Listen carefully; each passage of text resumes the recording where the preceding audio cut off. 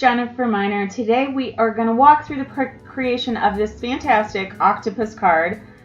This is such a fun stamp set. I just loved working with it.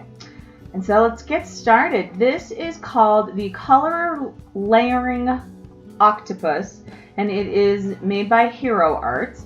And they've got a great collection of these color layering sets. And so they all kind of work the same. I'm going to start here by stamping the main body of my octopus. And I am using Abandoned Coral Distressing. And I really wanted this super saturated, so you could see I inked it up several times and stamped it again. And now I'm going to take the stamp that contains the details on this stamp. So that's kind of the lines. And I'm going to just really take my time getting this lined up. And you can see I'm using a popsicle stick, which might seem weird, but sometimes I find that these acrylic stamps will stick to your finger, so you're adjusting, and then you pull your finger away and you move the stamp. So that's why I'm using a popsicle stick. So I'm loading that up. I've got Candied Apple, and then just stamped that down. I was really surprised how close these two colors were.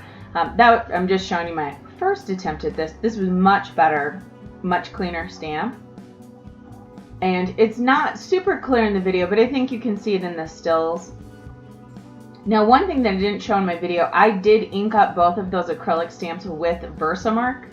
So that's why this ink is still wet. It I feel like it also helps keep everything from beading up, so as well as allows it to be embossed. Just poured on a little bit of detailed clear embossing powder, and then using my heat tool to set that. And the reason I'm doing that is because I'm actually going to stencil right over this, and I didn't want any bleed through. So the embossing powder acts like a resist for the ink that I'm going to apply over it. So I'm just using little scraps of washi tape to hold my card to my work surface, and then to hold my stencil in place. This is a Tim Holtz stencil called Raise. I'm going to use Salty Ocean and Mermaid Lagoon, and then just the mini ink blending tool. I don't know if I'll ever go back to using the rectangles. I probably will, but I really like these. I think they work great for the stencils. One thing that you might not be able to tell, I am really putting quite a lot of pressure on this stencil just to hold it in place.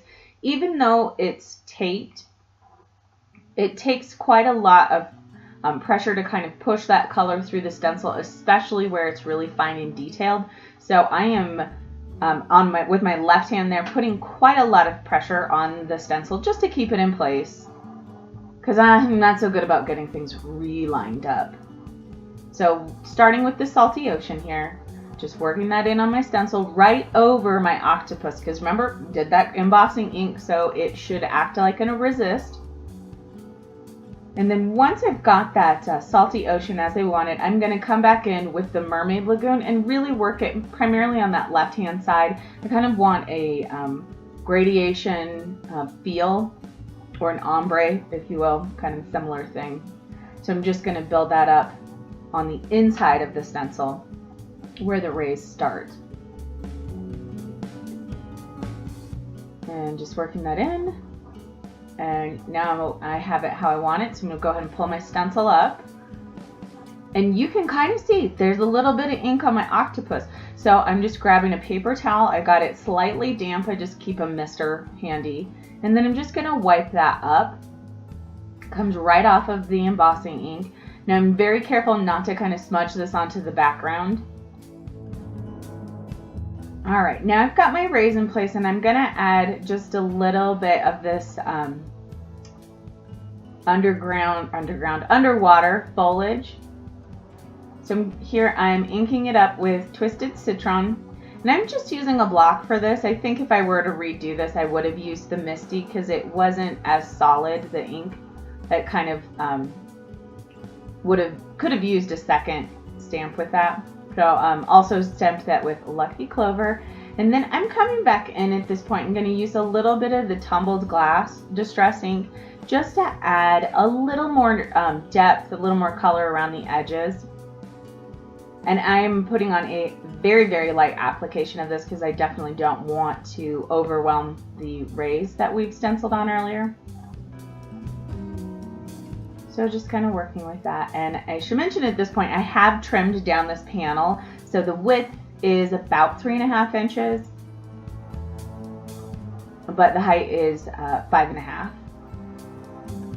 So I just decided instead of having this be the whole card, I was going to make this a focal element. So off camera, I added a navy cardstock mat to that. And we're going to get started working on our sentiment. So I've got my Misty back out and I'm just using a scrap of white cardstock. Line up my sentiment, which says, "Hello, friend." This is also from the same set. And I'm going to use the Tuxedo black Memento ink. Just ink that up and stamp it. That ink works great with this stamp set. And now I'm just going to trim that down so that it's a thin strip. And I'm going to use I have a large guillotine cutter that I keep in my studio, and then I also have a smaller tabletop, and this is from Fiskars. I love my guillotine cutter, but for like quick little easy things, you can't beat this. I keep it pretty handy to my desk. And if I need to get really close in and trim something with a lot of detail and a lot of care, I can do it with the guillotine cutter, but this is sometimes a little bit easier. So now I've got that trimmed. And then I'm just going to use, I have a punch that's a corner rounder, and I'm just going to stick that in and round the corner. Then repeat that process on that strip of navy cardstock.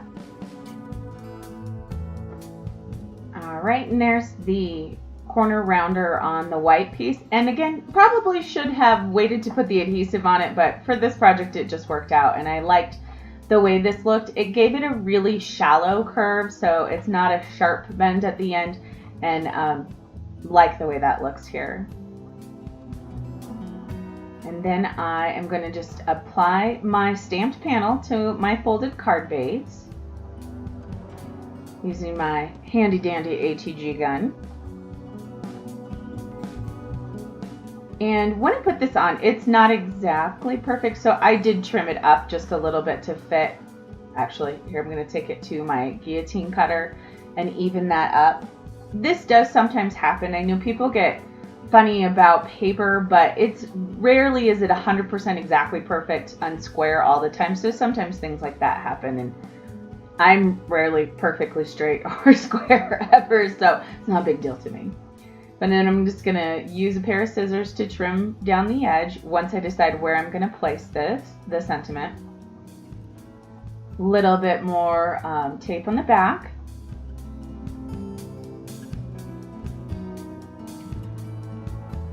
And then I decided at this point, it just needed a little bit of shimmer, a little bit of shine. So I'm just going to grab some. These are large and they are round dome adhesive circles. And this is from Mark Richards. And I'm just using my quick stick there. I love this tool for working with adhesive gems. I feel like it makes the process much easier. And then these are actually called silver adhesive gems from KI Memories. And this particular set came with a couple of different sizes, so they're kind of gradated there. And just put those on. And then I also added one small round, or faceted, not round, adhesive gem on the bottom. And that is it. This card is complete. I hope you enjoyed watching the process today. If you like this and want to see more, don't forget to subscribe. And thanks so much for your time, guys. Have a great day.